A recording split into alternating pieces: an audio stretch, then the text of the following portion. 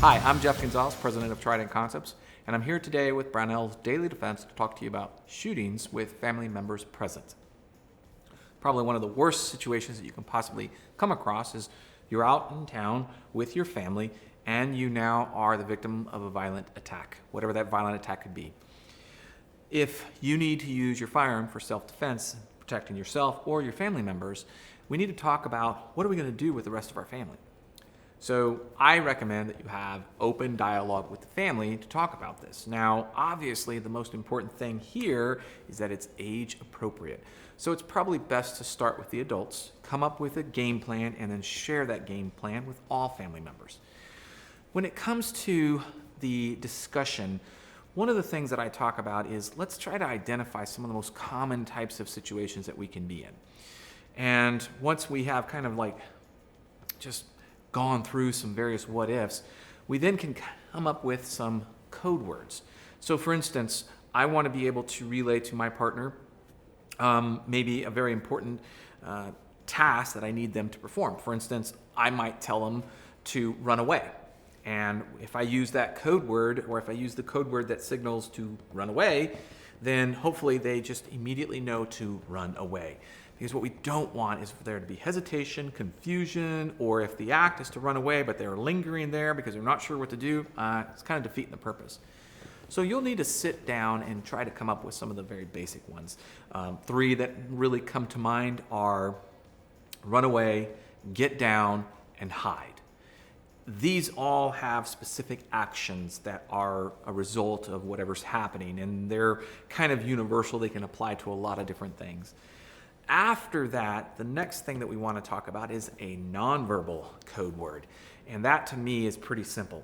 If I draw my firearm, they are to immediately run away. So if I don't have time to use a code word because the situation is happening so quickly, they need to recognize that if they see me drawing my firearm, they need to immediately move away. Don't try to figure out what's happening. Don't try to ask questions. Just grab the group and move.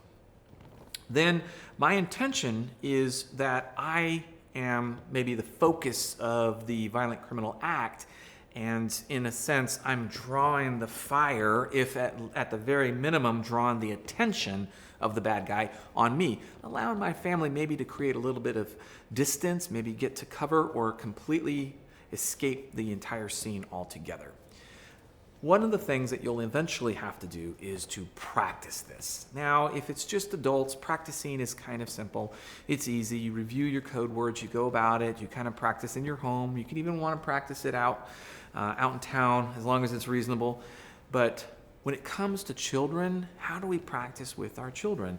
Again, it's got to be age appropriate. But one way that can create a little less stress is to take into account that games can help children adapt to a traumatic event of some sort. So if we use a game format to help explain what we need to do when mom and dad do these, it makes it very valuable.